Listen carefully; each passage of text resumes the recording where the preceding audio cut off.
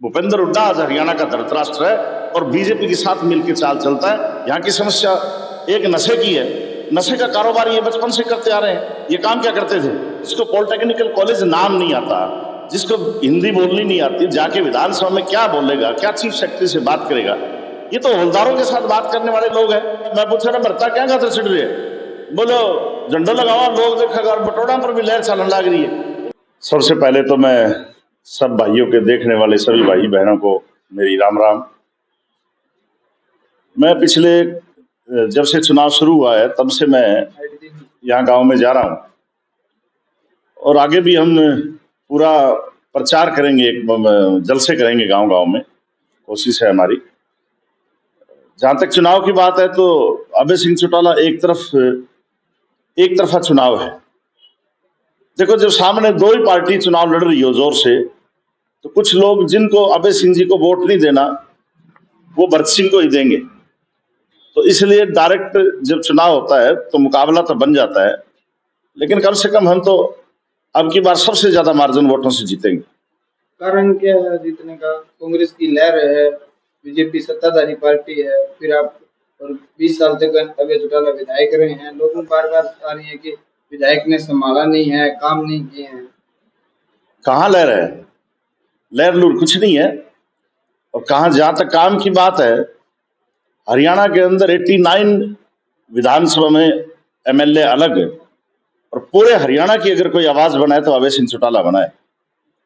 आज तक हरियाणा के अंदर पहले विधानसभा जब चलती थी तो कोई आदमी देखता नहीं था, लेकिन अभय सिंह चौटाला इतने मुखर होकर बोलते हैं, किसानों की आवाज बने हैं और पूरे हिंदुस्तान में लोग जानने लग गए हैं कि एक अभय सिंह चौटाला हरियाणा में ऐसा नेता है जो किसानों के लिए त्याग करता है, किसानों के लिए बोलता है, किसानों की बात रखता है। और दोनों पार्टियों को, कांग्रेस के तो 30 एमएलए शायद होंगे, लेकिन उनसे ज्यादा अगर कोई बोलता है तो अभय सिंह चौटाला बोलता है। इसलिए किसानों की तो आवाज है वो। किसानों अपने आप में एक पूरी कम्युनिटी, हरियाणा की किसानों की कम्युनिटी की आवाज उठाता है। आप किसान आंदोलन का त्याग देख लो, और दूसरों ने क्या किया। भूपेंद्र हुड्डा तो कभी आया ही नहीं, किसान आंदोलन में कभी नहीं आया, ना उसका कभी लड़का आया। सबसे बड़ा अगर कोई किसानों के लिए त्याग किया तो वो अभय सिंह चौटाला ने किया। वहां पर हॉस्पिटल बनाए, वहां पर सब पंखे बांटे, वहां पर कम्बल बांटे, वहां पर और जितनी सुविधाएं। और उसके बाद जब नौबत आई किसानों को मारने और के लिए, तो मैं तो उस पूरे के पूरे 13 महीने बॉर्डर के ऊपर था। तो अगर कोई नेता दिखता था जो हेल्प करता था तो वो अभय सिंह चौटाला था किसानों के लिए लड़ाई लड़ना। और इस बात की लोगों ने इज्जत भी करी और इस्तीफा दिया इन्होंने। और इस्तीफे के बाद आप ये देखो, एक ही पार्टी का एक ही एमएलए, और एक एमएलए ने किसानों के लिए त्याग दे दिया। कोई गारंटी थोड़ी थी। कांग्रेस और बीजेपी दोनों मिलकर के साथ लड़ी और फिर भी लोगों ने जिताया। इसलिए कह रहे हैं हम कि 100% जीतेंगे, कोई डाउट ही नहीं है हमें तो। आप भी पुराने राजनीतिक हैं इस क्षेत्र के, आपने बड़ी लंबी राजनीति करी है। वहीं भरत सिंह बेनीवाल हैं, वो एक बार विधायक बने, लेकिन 1990 के दौर से वो इस क्षेत्र के लोगों की आवाज उठाते रहे हैं। आज आप उनको कैसे देखते हैं? क्या आवाज उठाते हैं कि यार ये कोई आवाज उठाते हैं? वो हमारे सामने चुनाव लड़े थे। मेरा भाई जब चुनाव लड़ा था बीजेपी से, तब ये सामने चुनाव लड़ रहा था। तब मैंने भी कहा था, लोगों को मैंने बहुत समझाया था कि अरे ऐसे आदमी को मत बढ़ाओ। और मैंने रात को इसको खुद पकड़ा था, एक दिन बटोड़े पर चढ़ रहा था, खुद झंडा लगाने लग गया। मैं पूछ रहा भरता क्या खातर चढ़ रही है, बोलो झंडा लगाओ, लोग देखेगा और बटोड़ा पर भी लहर चलन लग रही है। इन ये मेरे को नहीं गामा भाषण दे तो कि मेरी सुनामी आ गई। हमारे सामने तो चुनाव लड़े हो ना, सुनामी आ गई है। मैं कह रहा सुनामी उतर मेरे लोग मर जाए करे डूब गए। तो एक तो सुन लो सुनामी आवाज और रड़म पड़म हो जाए। तो कदे क्या पिंडिया का तेल लगा लो है, कदे कितनी शर्म की बात है। ऐसा कैंडिडेट अगर जीत के जाता है तो आज विधानसभा जो है वो विधानसभा में सब लोग देखते हैं, तो फिर लोग देखा कह रहा ओ है एमएलए है। इलाहाबाद की जनता क्या इतनी कमजोर है कि ऐसे एमएलए को बना दिया है, जो अपनी बहू खड़ी है, बेटी जैसी है, वो साथ खड़ी है और गाना गा रहा है कि कमला क्या छतरी के नीचे आ जा खड़ी खड़ी है। वो शर्म कर रही है। कभी उनके लिए खुद ही बोल रहा है, उनके लिए खुद बोल रहा है कि इनमें कोई दम नहीं था इसलिए मेरे को टिकट मिली है, इनमें जान नहीं थी।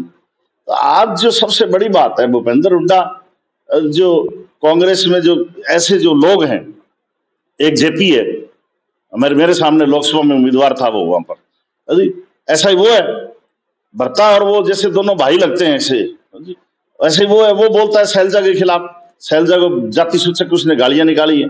बार बार निकालता है। तो ये तो कोई कैंडिडेट थोड़ा ही है ये, इसको आप कैंडिडेट मत मानो कि ये डेवलपमेंट करा देगा। जिसको पॉलिटेक्निकल कॉलेज नाम नहीं आता, जिसको हिंदी बोलनी नहीं आती, जाके विधानसभा में क्या बोलेगा, क्या चीफ सेक्रेटरी से बात करेगा? ये तो हवलदारों के साथ बात करने वाले लोग हैं, कैंडिडेट है। ये तो एसपी से बात नहीं कर सकता, तो इसलिए डेवलपमेंट क्या करेगा?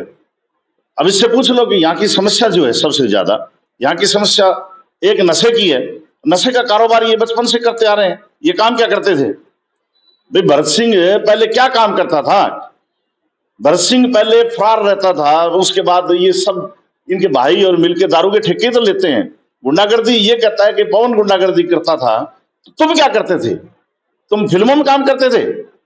भरत सिंह तो ये तो इस्तारी गुंडे थे सारे के सारे, और ये गुंडा होकर ये कह रहा है कि मैं डेवलपमेंट करूंगा और मैं गुंडों को भगा दूंगा। आज भी क्षेत्र के, मेरे नौर क्षेत्र के जितने गुंडे बदमाश हैं, वो रात को आके यहीं रुकते हैं इसके पास। वो मेरे को कहते हैं, मैंने कहा तुम सपोर्ट नहीं करते, कि नहीं हम तो भरत सिंह के भाई साहब के आदमी हैं। तो तुम काम क्या करते हो? दारू का धंधा करते हैं, सारे धंधा करते हैं, वही नहीं के आदमी है। ये कौन से? ये तो ये कह रहा है वो चिट्टा बिकवाते हैं। तो दारू तो तू भी बिकवाता है। दारू तुम आज भी तुम लोगों के प्लाटों के ऊपर पैसे, मैं बता देता हूँ 5-7 आदमी तो जिसके इसने मकानों पर कब्जे का पैसे लेता है। ये इनेलो की तरफ से गंभीर आरोप, जैसे रात भी इंटरव्यू होता है पवन बेनीवाल का, अटैक मूड में है इनेलो, ये मान के चले?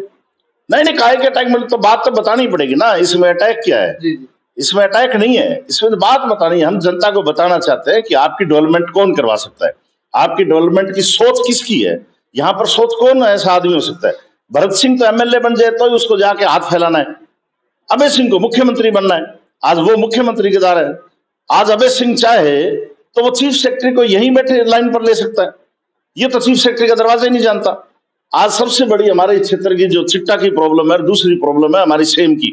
अगर सेम का समाधान करना है तो सेम का पानी, हमारा ढाल जो है वो बादरा की तरफ है। अब बादरा की तरफ कहां से ले जाया जाएगा, इसको क्या पता? कोई एक नाला थोड़े खोदना है। 2 स्टेटों का मामला है, 2 स्टेटों का मामला है, तो वहां के मुख्यमंत्री से कौन बात कर सकता है? तो वो अभय सिंह चौटाला बात कर सकता है। यहाँ के मुख्यमंत्री तो खुद बनेगा, नहीं भी बने तो भी वो मुख्यमंत्री जैसा ही है, तो वो तो करवा सकता है, आज भी करवा सकता है। चुनाव छोड़ो आप, तो वो तो इतनी कैपेसिटी रखता है। इसलिए हम कहते हैं, और मैं तो इसलिए आया हूं कि मेरे मरु प्रदेश का, जो मैं मरु प्रदेश का मूवमेंट चलाता हूं वहां पर, उसमें अगर किसी भी राजनीतिक दल ने मेरी मदद की है तो वो अभय सिंह चौटाला मेरी मदद करता है, मेरे प्रोग्राम में आता है। पिछले साल मैंने ऊंटों की यात्रा की श्री गंगानगर से जयपुर तक, उसमें आदरणीय बड़े चौटाला साहब आए, हमें आशीर्वाद दिया, हमारी यात्रा को आशीर्वाद दिया।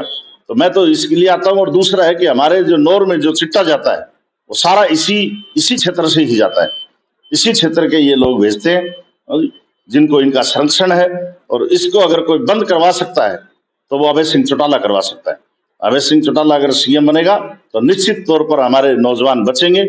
और डेवलपमेंट तो सेकेंडरी चीज है। जब हमारे बच्चे मर ही जाएंगे ऐसे तरफ तरफ के, जिसका बच्चा मर गया, जिसका भाई मर गया, जिसकी बहन का भाई मर गया, जिसका पति मर गया, तो उसको क्या करना है डेवलपमेंट का? उसको चाहिए कि हमारे क्षेत्र का पहले, सबसे पहले ये गुंडे बदमाशों का खात्मा, और दूसरा हमारा चिट्टा जो हमारे नौजवानों को मार रहा है वो खत्म। ये कांग्रेस की जो नेता है हमारी शेरजा, पिछले 3 दिनों से खामोश है, इसके पीछे आप क्या? देखो, भूपेंद्र हुड्डा की पहले ही आदत है, इसने अशोक तंवर को पूरी रैली के अंदर पिटवाया। अशोक तंवर की आंतड़ियां तोड़ दी थी इन्होंने मार मार करके, और फिर उसको मजबूर कर दिया कि ये पार्टी से निकल जाए। फिर इसने किरण चौधरी सेकंड थी, किरण चौधरी को उसने निकलवाया, उसको मजबूर कर दिया कि जाए।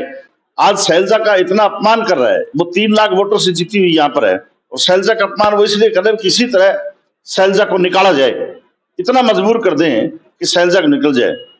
और वो जब जयप्रकाश जो बोलता है, इसका मतलब भूपेंद्र हुड्डा बोलता है, और वो एक जाति सूचक शैलजा को गालियां निकालता है।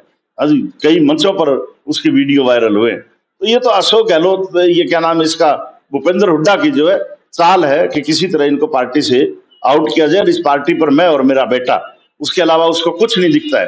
पूरा धृतराष्ट्र बना हुआ है, उसको कुछ नहीं दिखाई देता है। भूपेंद्र हुड्डा आज हरियाणा का धृतराष्ट्र है और बीजेपी के साथ मिलकर चाल चलता है। आप बताओ, जिस आदमी को वो कहता है मैं मुख्यमंत्री 2 बार रहा हूं, हम एक आदमी गांव का अगर वोट गलत दे आए तो हम कहते हैं कि यार इसने वोट गलत दे दिया। और जब राज्यसभा के वोट की बारी आई तो वो पेन अपना दस्तखत नहीं करके आया। इसका मतलब कि वो भूपेंद्र हुड्डा बीजेपी के इशारे पर वो दस्तखत नहीं करके आया, और अगर वो जानता ही नहीं है ये बात तो वो हरियाणा के मुख्यमंत्री के काबिल भी नहीं है। अगर जो आदमी अपना वोट सही नहीं डाल सकता तो वो मुख्यमंत्री का दावेदार कैसे हो सकता है? वो कैसे हो सकता है कि वो हमारा प्रदेश का डेवलपमेंट कर देगा? तो इसलिए ये सारी भूपेंद्र हुड्डा की सब चाल है। ये हरियाणा का धृतराष्ट्र है और हरियाणा का बेड़ा गर्क करना चाहता है बीजेपी के साथ मिलकर।